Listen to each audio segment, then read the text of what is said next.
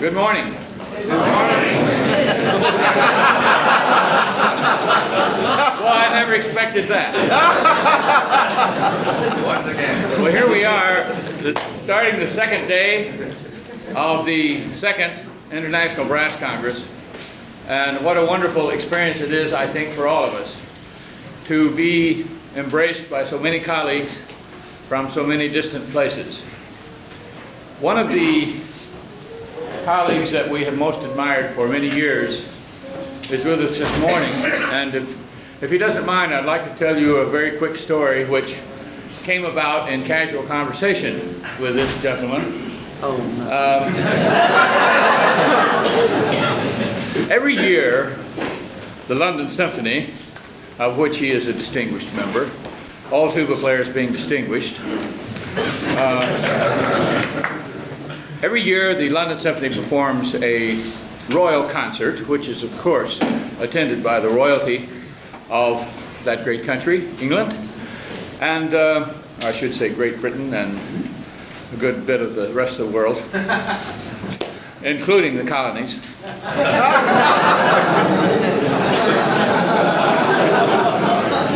But not to digress, they performed their annual royal concert.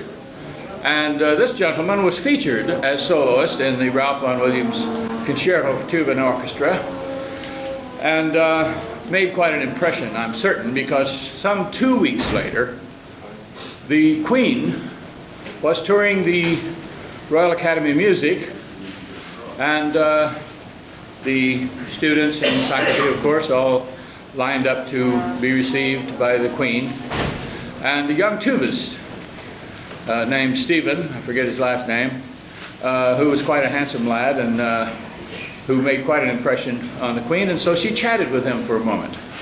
And when it came out that he was a tubist, she said, "Oh, you must know John Fletcher."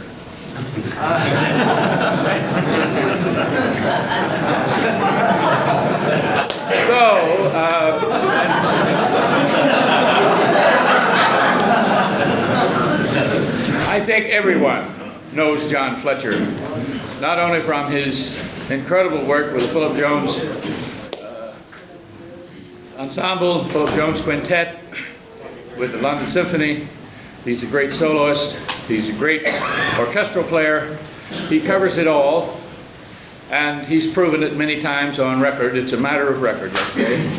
And we're so proud to have him with us, and we want to express our thanks to Boozy and Hawks for sponsoring John and for making it possible for him to be with us this morning. Please welcome Mr. John Fletcher.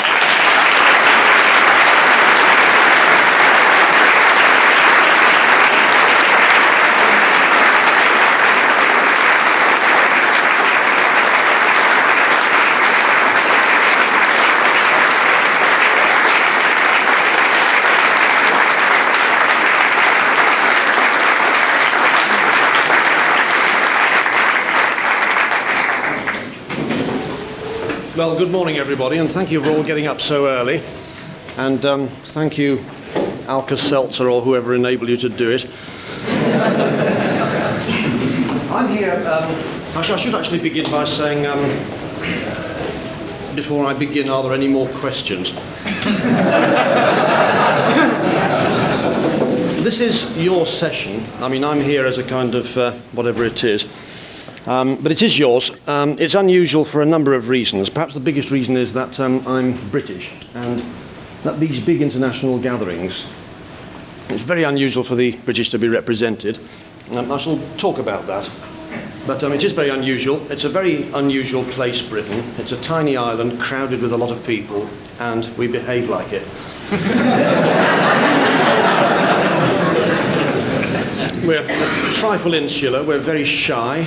At the same time, I think it's true to say statistically we have more tuba players per square metre in Britain than anywhere else in the world. Now, possibly on that grounds alone, we should occasionally show our faces and stand up and be counted, even though it's a daunting and terrifying prospect. I do thrive on questions. I do want to cover areas of the musical world which you probably don't know a great deal about. We are very different from you. When I say you, I mean the Americans.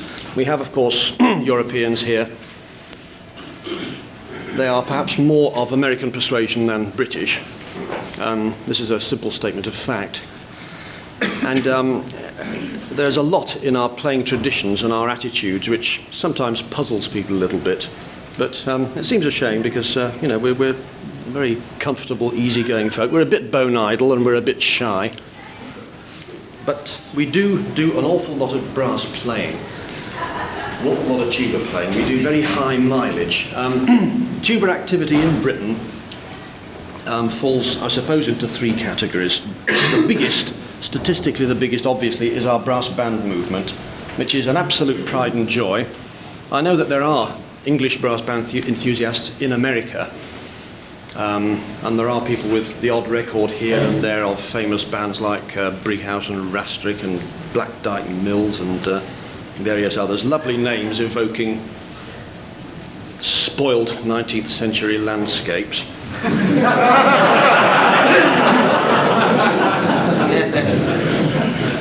The brass bands did grow up in the 19th century around the industrial areas, which means the coal fields, which means Yorkshire, where I come from, Lancashire, where Lancastrians come from, Wales, and parts of Scotland. There are brass players in other parts of the country, and some of them do quite well. We very rarely attend what we call jamborees of this sort. Our jamborees happen twice a year. They are the national championships in Manchester and the Open Brass Band Championships at the Royal Albert Hall. There, the brass bands fight it out. There, the standard is absolutely astonishing. I've been there either just as purely as an onlooker or as an adjudicator sometimes. And I'm breathless at the end of the day by the pure technical standard reached, and also the elegance and the smoothness of technique and all the other virtues that one looks for in the English type of brass band. They are an astonishing movement. They thrive on competition. They are very gentle folk outside competition, but when they get to the Royal Albert Hall, my God, the things they say about each other is extraordinary. But very few Americans actually know about this. I mean, I have taken the odd American friend to hear the odd English band playing. The places where they rehearse often defy description. You can barely get the band into the hut. And very often the ceiling's very low and all the fire regulations are broken. But they don't seem to have fires. There's usually a bar attached. Indeed, one of the bands, called Wingate's Temperance, is actually sponsored by one of our big breweries. It's amazing how history changes things. Those are the brass bands, and most of our best brass players in Britain come from the brass bands. I'll move on though to the other areas because that in itself is a fairly massive statement involving a lot of things. We have then the military bands, which are very, very good. They are, a lot of them, many of the regiments have their own military band, some of them are exceedingly good. They're not the same as an American wind band, and they're not the same as your American service bands either. It is the English military band. There are slight differences. The dialect is different, and the uniforms are all different. But they're very good. They tour the world. I remember meeting two of them in the lobby of an hotel in Washington. You couldn't move for tuba cases. They do travel around and people do get to hear them. Then we have the symphony, or the Salvation Army, of course, is the nearest to what you know in this country, the Salvation Army bands. In a way, the Sally Bash, as we call them, are insular, although many of us have a great deal to do with them. We all very much interbred in a way, but they have their own function within the army, and they're less bothered about the world outside than as the actual championship brass bands, which are quite a separate thing. There are quite a number of stunning Salvation Army bands in Britain too. The formation, the blend of instruments is sometimes different because they don't have to abide by the contesting rules as to what is allowed and what isn't. And we have the symphony orchestras, which I am a member, the London Symphony Orchestra.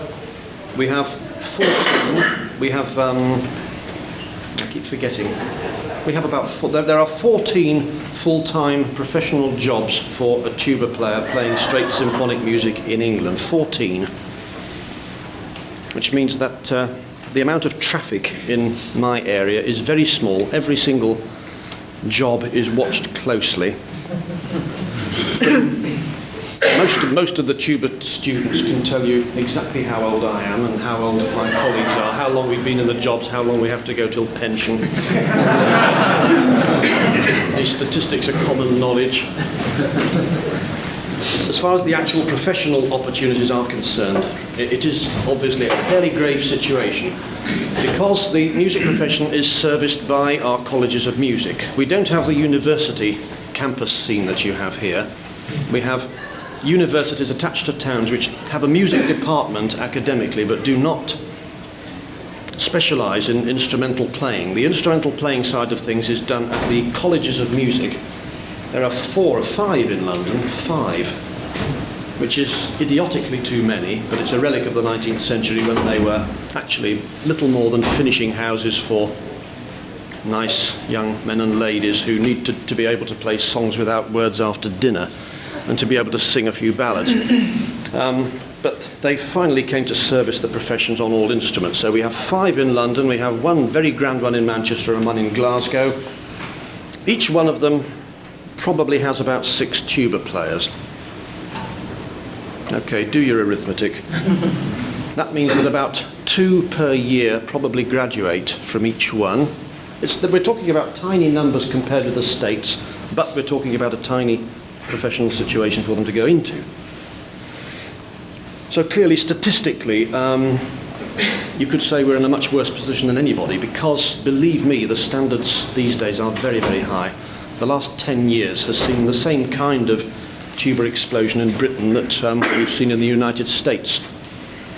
There may be many reasons for this. One can only speculate, but there are millions of very, very good tuba players in England coming out, and we have forever the perennial business. What do we do with them? How do we keep up their spirits? How do we keep them working?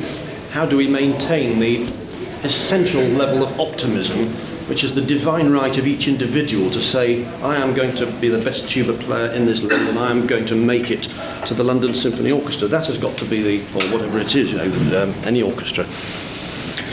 Many of them, of course, take one look at the situation, the statistics of the situation, and opt for teaching, where, of course, they go back into society anywhere, and suddenly you see 5 brilliant young tuba players per year emerging in some quite out-of-the-way place which you never heard of the tuba previously. And so the situation builds up. We have hundreds of them.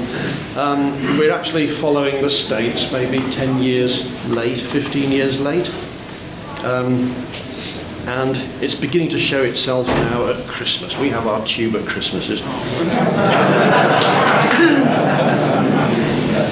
And we love it. And people come from all over the place. The nice thing is, of course, that we all face the same way, so we can fit into a smaller space.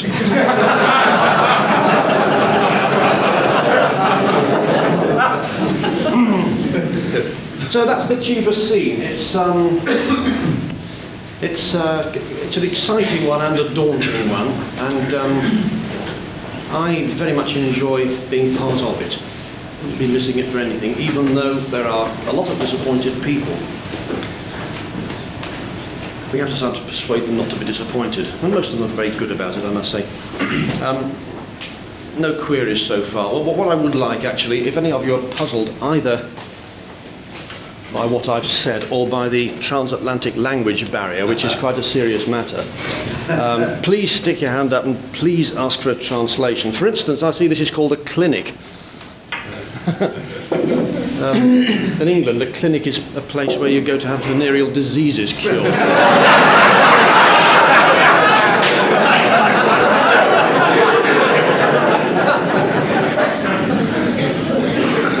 You sometimes call them master classes. That makes us giggle. You see, all these terms give us the giggles, but it's difficult to explain. It's not a master class because you're not a class and I'm not a master. And the best offer I can make you is that I've done a tremendous mileage with this beast, whose virtues I'm here to extol today on behalf of Boozy and Hawks. Boozy and Hawks. Is he still here? Yeah, Boozy and Hawks. But more about that later when I'm talking about gear. We call them a laugh-in, but you can't call it a laugh-in in America because of Rowan and Martin. So we've got to think of a new terminology for a gathering like this where tuba is being talked about. One will spring to mind. How are we doing? My hand went up a minute ago. Start with a two-part question. Can you describe for us the difference in the British tuba playing tradition and do all these excess tuba players having trouble getting jobs on the common? Maybe specialization. Did you all hear the question? Do we have a tuba playing tradition, a stylistic tradition in England? I mean, I was going to lead on to that anyway. Let's talk about it now. Gustav Mahler said tradition is slovenliness. So when we're talking about tradition, do remember that first. A tradition, if we're talking about a tradition, we want to know what is good. And this is something about which I feel very, very strongly. I'm British, this tuba is British. The British have used tubas like this since tubas were invented in Britain. It is really based on the French type of instrument, and emphatically not the German. We go that way with pistons, as do a lot of other nations, but basically that was an Anglo-French Belgian thing. The Germans go that way with rotors. And there are lots of sub-paragraphs. You'll have to forgive me if I get them all in the wrong order. I play a German tuba in a symphony orchestra. A large Rudy Meinl with 5 valves. It's not a pretty sound I make on it. I can bring a few double bass players here to testify to that. It's not meant to be pretty. I don't think the large German tuba is meant to be elegant. The large German tuba is a very, very massive and solid additive. But that's another sidetrack. This instrument is traditionally the brass band E-flat bass. And it's recently been developed rather to satisfy symphonic needs and also the needs of people trying to play it on its own. Yes, we do have a sort of English tradition, but it is in a state of disarray at the moment. I think that we should hang on to that style because we're British. We've seen, I think, gradually over the past 10 years, and I'm preaching a sermon now, it starts now, of intercontinental, intercultural exchange, which I think is a good thing. I think one should constantly listen to what other people are doing. It's been my privilege, I think, I can safely say more than any other British tuba player, to travel a great deal. During my travels, this is either with the London Symphony Orchestra or the Philip Jones. Do you have a Heineken advert here which says Heineken reaches the parts that other beers don't reach? They're very good, actually, the English versions. The drawings are very good. The Philip Jones group ensemble, be it 5 players or 10 or even more than that, does get to places where symphony orchestras never get to, including the United States. And so I've seen and heard, I get to see and hear a fantastic amount of tuba playing in all parts of the world. And this is my privilege. However, it's a terribly confusing thing. I do sometimes think that if I'd stayed at home and just said, this is an English E-flat bass player and it goes like this, I would be better off. Because traditions have to be partly handed down by ignorance. And, well, not so much ignorance, but by the gradual discarding of all the various things that have made an impression on you at various times. I've been influenced and knocked out by virtually every marvellous tuba player in the world, and my goodness, there are a lot of them. And thank goodness, too, that in other countries they all play rather differently. I would like that to be maintained. There is a danger of, can I say, Americanisation. A lot of my colleagues in England sometimes think I'm sounding quite American these days. And I say, oh, really? And I'm rather pleased because considering how much I admire a huge number of American tuba players and how I subconsciously seek to emulate them and copy them, it's not surprising that bits of American dialect come into my playing. But I do believe in the preservation of dialects, provided that's not a cover-up for bone idleness and parochial nothingness. And that is, of course, the danger. There's a lot of bad playing that takes place throughout the world, coming under the banner of tradition. And that's what Gustav Mahler was talking about. You asked a question, actually. We do have a style in England. It's not quite as aggressive as the American style. It's not quite so, should I say, stage centre operatic. And the reasons are perfectly simple. Our brass bands are very, very close-knit and homogeneous groups. And the basic sound quality is that of the sax horn, which is a conical instrument, and not the brilliant aggressive sounds of the straight trumpet and trombone, but much more the sax horn sound, which is mellower, and its great strength is fantastic blend, beautiful blend, and absolute homogeneity. Which means that as a race we're not quite as aggressive, and if people do get into a brass band and start playing like I do sometimes, they'd be out. You know, if I turn up to Black Diamond Mills and play the way I do, well, it's a bit loud for our purposes, if you don't mind. Thank you very much. I would be out. They have a tradition. My goodness, it's a tradition. They stay with it and they play that way. They expect newcomers to play that way. Even more than the other Philharmonic, who have always been a traditional outfit. But the best English brass bands have held on to those traditions. We have a new breed of tuba player these days who is playing more aggressively, rather louder, opening up the dynamic range, because we now have more things for tuba players to do. The brass band is a marvellous way of living, you know, for a person who wants to play in the evenings. It is finally, from the playing point of view and also from the cultural point of view, a little bit limiting. And of course the brass ensemble is now taking over in many, many areas. And in a brass ensemble, and this is one of the hats that I'm wearing today, because I've been doing quintetting and big grouping for quite a long time, a lot of very disturbing questions have to be answered. Now, for instance, when Philip Jones decided to form a quintet in 1964, it was the direct final result, heavily galvanised result of hearing the New York brass quintet play in London. He was stunned. He had often wondered whether it would work having a tuba at the bottom to get mobility, but he wasn't at all sure. He then heard Harvey Phillips. He was knocked out. He immediately resolved to try and find a tuba player who could do that sort of thing. Well, of course, there wasn't anybody in England then, because we didn't have that traditional background of playing, so there is no background. We had all of us been brought up in a support role, and very, very gradually this thing came about. We tried it out, but we were not sure, and we are still not sure, whether a tuba is the right instrument to have at the bottom of a brass quintet. That might seem a terrible temple-wrecking thing to say. Considering the mileage I've done and the money I've earned as a brass quintet player, it also sounds very ungrateful. But these questions do need asking every Monday morning at 9 o'clock, because sometimes the answers are not that good. Only about 2 months ago we gave a concert in a church. It was a perfectly middle-of-the-road programme with our quintet, and a man came into the dressing room afterwards and stunned my colleagues by saying, "No, it's jolly good, but I'm sure the tuba is the right instrument to have. I mean, it's so boomy, it seems to have nothing to do with all the other instruments."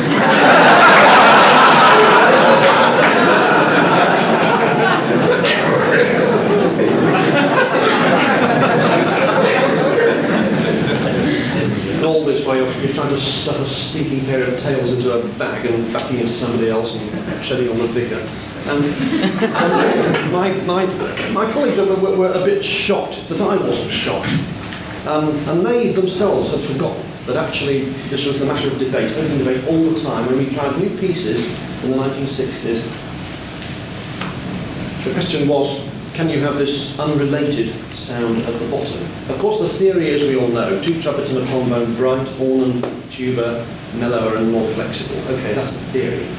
In practice, though, we have And I'm going into the dangerous area now because it affects both brass quintet and solo matters. We have an instrument which quite simply plays in a different language to trumpets. It's fine, it's wonderful when you're playing a hymn, you've got the tuba down at the bottom, playing in 4-part harmony, just the added octave down below. It's a lovely feeling. That's what the tuba traditionally was always for. But now, of course, in the modern quintet literature, you have musical conversation, musical dialogue. You have a trumpet saying one thing, and a trombone saying it in a fairly tolerable imitation. I mean, they've got these wretched slides, but, you know, some of them do quite well with it.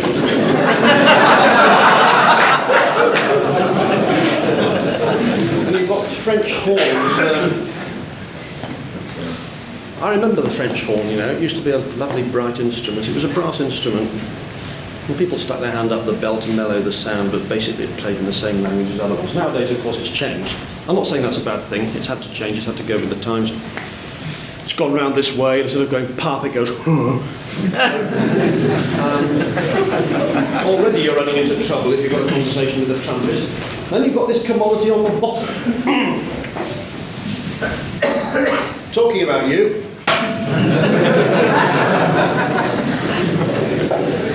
And quite a lot of quite uncomfortable questions do need to be answered fairly well before you can assume that it's the right instrument to have at the bottom. There are people who think it should be a bass trombone at the bottom of a quintet. And many of the results that they produce, I think, validify their belief. However, it doesn't have the flexibility, and the sound finally is less contrasted, there's less variety within it. But we are now talking about playing vocabulary, and this is where our instrument suffers quite badly.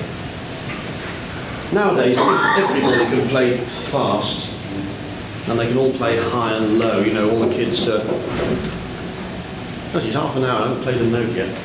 Did quite well. Right, I've played you something.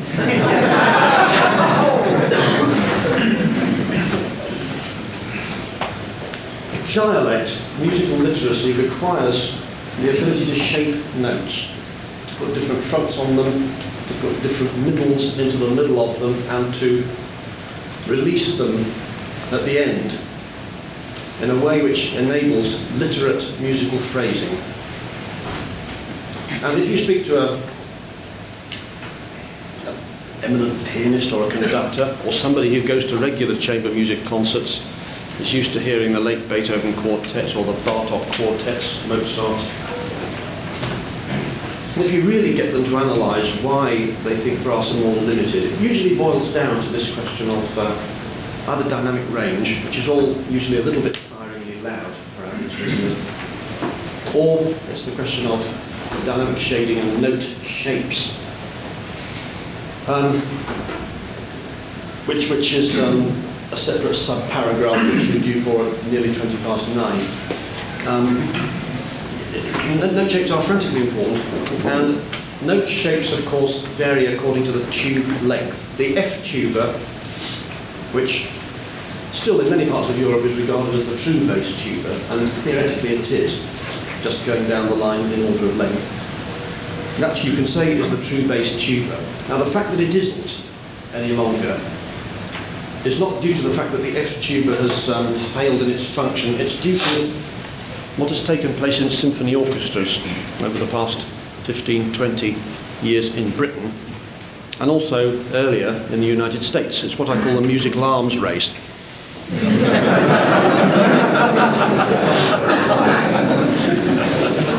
During the 20th century, those instruments which can develop in decibelage and power, in loud applause at the end of the concert power, have done. And what are they? They're the timps. How many people have sat next to the timps playing? It's a shocking sensation. They are very, very good. They're most often made in the States. They're superb instruments. Theoretically, a level of refinement is available from them, which somehow gets ignored. They are frantically loud. They are in kilowattage, vastly louder than they were 20, 50 years ago. Then what are the other ones? You've got the tips, I think, at the bottom, at the top of the arms race pyramid. The rest of the brass section. Now, you're used in the United States to three bore instruments. We copied, gladly and enthusiastically, the use of American trombones and American trumpets. They took over totally. I agree with that, hallelujah, because of the extended possibilities of these instruments. But of course, once you have I remember buying a few years ago a car with a very, very powerful engine, and it's lovely, you know, you get in and you go, you shouldn't drive like that, except every now and again for fun, or when you've got to overtake a juggernaut. But of course, once you've got a car like that, the temptation is to drive it like that all the time. And everywhere you go, if you set off from somewhere, you say cheerio, and you set off and you smother the assembled company. Well, the temptation is, of course, that you do that with a musical instrument. So decibelage has gone unnecessarily low. Woodwind have developed a little bit, but not that much. In Britain, we've gone from French type to German type. The difference in timbre, perhaps not so much in decibels. Strings, well, what can the poor strings do, you see? I remember when the string section was supposed to be the foundation of the symphony orchestra. Good old days. It's not like that now. It should be. In the States, you're used to rich string sound because this country was the greatest benefactor of the European influx during the 1930s, and orchestras like Philadelphia, Cleveland, Chicago have maintained that rich sounding tradition. We in Britain were more French oriented. Our string section has a brighter, slightly more velvety sound, but it doesn't have the pure, rich, ripe melon sound which American orchestras do. Our string sound has not really developed very much. Woodwind a tiny bit more. You can stick metal strings on and you can put the sound post a bit further up and you can play closer to the bridge. I remember trying it once. But we have now a decibelage extraordinary from trumpets and trombones. I've often said about the trombone that the harder you blow it, the louder it gets. Usually gets a laugh. And so the F tuba was the natural bass instrument in any British orchestra right up to the middle 50s perhaps. And I grew up listening to great players of the F tuba. Why were they great? It's the observance of very, very simple rules. First of all, good intonation. Sound and positive production, not splatty, heavy, aggressive production, but absolutely put down punctually, punctuality, and clarity of the fronts of the notes, and the thing that we call projection. I'm not really quite sure what projection is. It's a very, very useful word. You line up 10 tuba players and make them play the same piece in quite a large hall. Out of the 10, there will probably be one who is very clearly audible at the back. All the power, the clarity, everything comes over. The other 9 can be seen to be less successful in one way or another. And it's not to do with decibels. It's not to do even with aggressive punch. It's just partly, it's a combination of the way you put the note down and the quality of the sound. Now the F tuba has a clear, concentrated voice, and as such should be used, I think, considerably more often than it is. But of course, it can't compete once it gets down to the bottom of the bass clef, because it's very often well below the bass clef where we need that, what I call the German grunt. Which is why I use a Rudolph Meinl. I mean, it just happens to be a Rudolph Meinl. I mean, that room is festooned with marvellous C tuners and B flat tuners. But you do need that grunt below the bass clef. And so, of course, to do an orchestral job successfully, you've got to have 2 instruments. I can't see any other way out of it, I really can't. Because the brightness of the F is absolutely essential in a great deal of the literature. Not so much brightness, but the pungency, the particular kind of attack. Especially in the British Orchestra, which plays quite a lot of music where the tuba parts were written with that kind of sound in mind. We actually do have, in England, a fantastic tradition of tuba writing from composers who didn't play the instrument, didn't care tuppence about how it worked or what a marvellous player Mr. X was. But there is something in the British mentality which I think uses the tuba really rather well. Paul Williams wrote the first tuba concerto, and nobody actually asked him to write it. It all happened a bit. He said he was going to write one for a long time. He had, of course, written marvellous orchestral parts.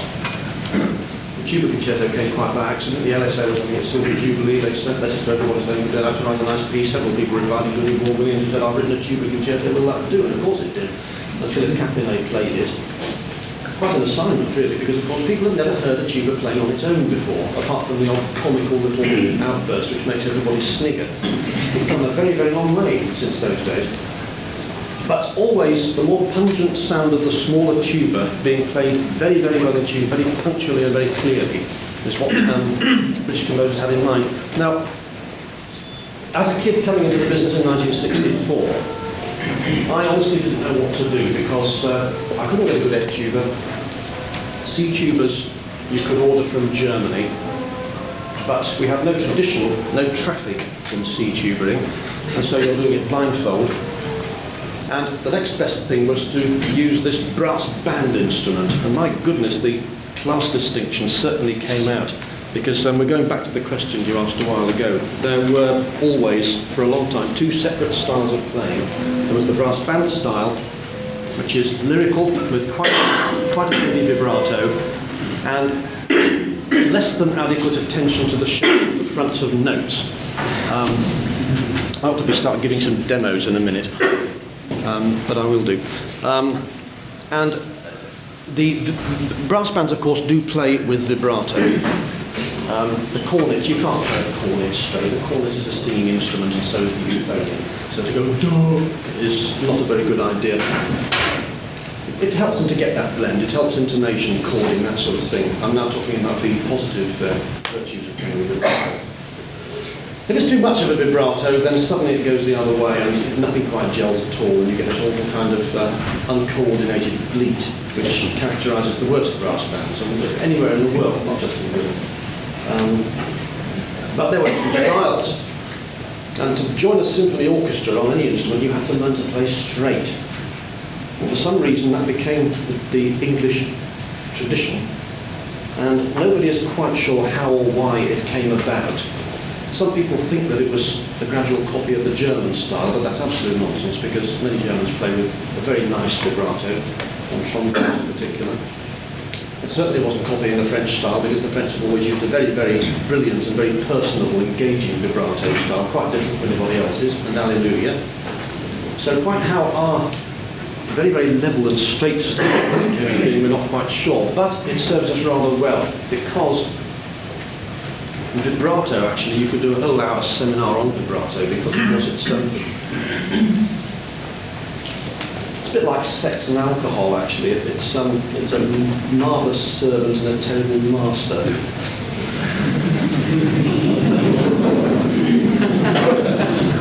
Some days.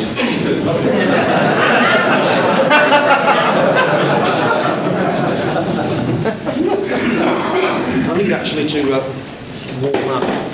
And so, for many years we've had this rather sad business of somebody from a brass band going to a college and having his vibrato ironed out, but having nothing quite put in its place, apart from a kind of what I would call a soulless honk.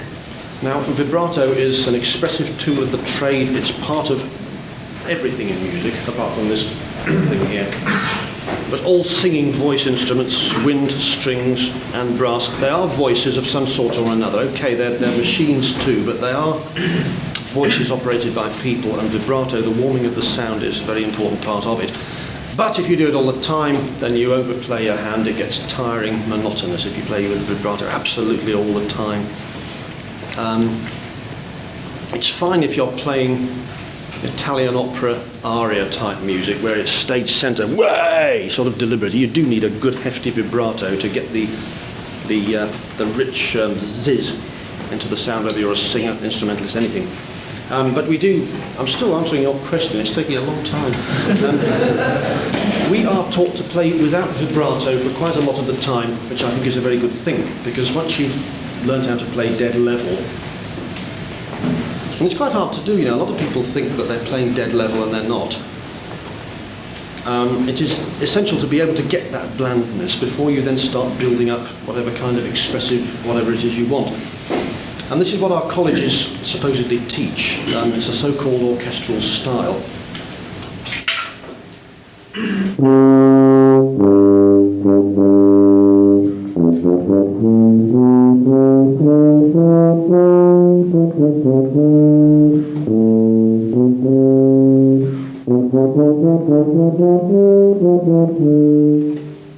I could play Meistersinger like that in the LSO. I mean, the trombones would snigger a bit, but nobody in the audience would demand their money back. If you play like that all the time, you know, it's like an anaesthetic.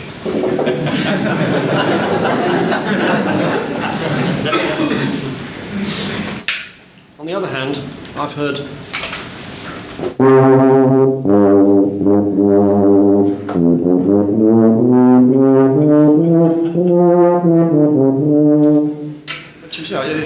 I'm taking the piss a bit, but a lot of brass banders just dropped in an orchestra would play it like that, and of course that doesn't fit either.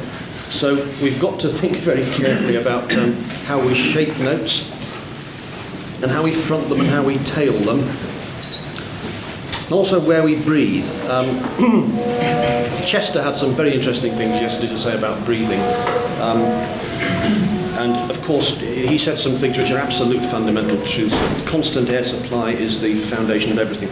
The worst messes I've made of anything, be it solo, orchestral, brass, quintet, have always been due to inadequate lack of breath, lack of message from down here, lack of air supply. And it's a funny thing, we English sort of don't really analyse things terribly much. I mean, I'm typically English as far as breathing is concerned. Yeah, my view is, well, you know, by all means breathe.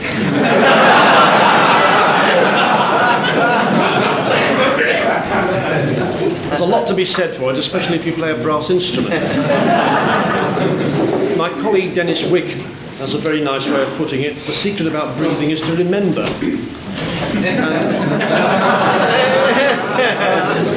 And that's a beauty, because we do forget. We blame our chops for all the things that go wrong, and it's tempting because of course it feels as though it's them. It's like the last person out of a riot. Your chops are there and it feels as though it's there, as though it's them. In truth, your chops are probably saying, looking back down your gullet and saying, for Christ's sake, what do you want me to do? And all your chops do is just form the notes and you know, make sure they're set properly for a top W or a bottom F or Z or whatever it is. But it's always got to be from down here. Why did I say that? I wasn't answering your question anymore. How are we doing? Before I launch into this one, how are we doing for questions? Any translations needed or any... Sir? Would you finish that, the Meistersinger excerpt? Trills.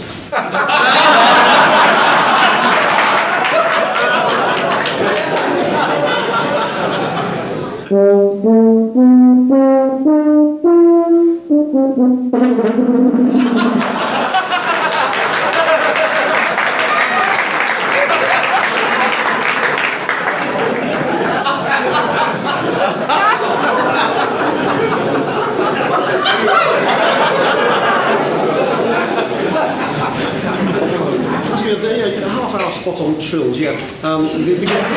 They can sound perfectly idiotic on the tuba, but let's face it, if you do them too fast or if you don't play the right notes in them.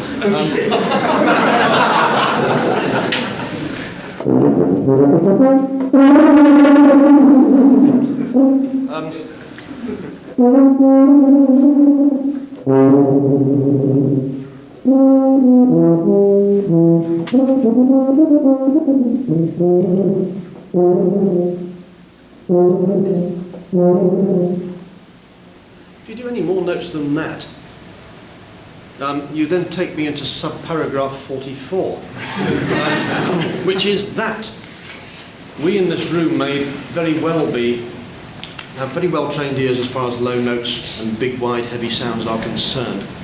If you're playing Meistersinger Overture or the Vaughan Williams Tuba Concerto or whatever else it is, you're playing it to people whose oral sophistication doesn't go down very far into the bass clef. Now I do think this is terribly important, and it's forgotten by tuba players, because we live our lives with low sounds, and because we can tell exactly what note it is. and we're preoccupied also with very low notes actually trying to play them at all because they're hard work and all that. And we do forget that most musical listeners hear the top, they hear the soprano, and they go downwards and they think the euphonium is lovely because it's still within the clear audibility range. As soon as you get onto this beast and the lower ones, a lot of people cannot tell what's happening even when the player is devastatingly accurate and lucid. Really, and we must remember this.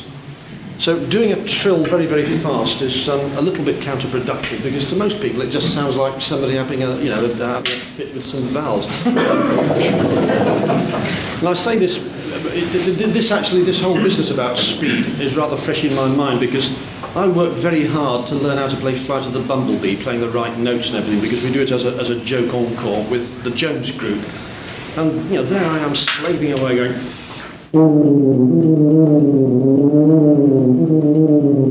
speeding it up. And you finally, the concert comes and you get a bit shit scared as well. I mean, I can't actually play it until I'm shit scared. It's annoying.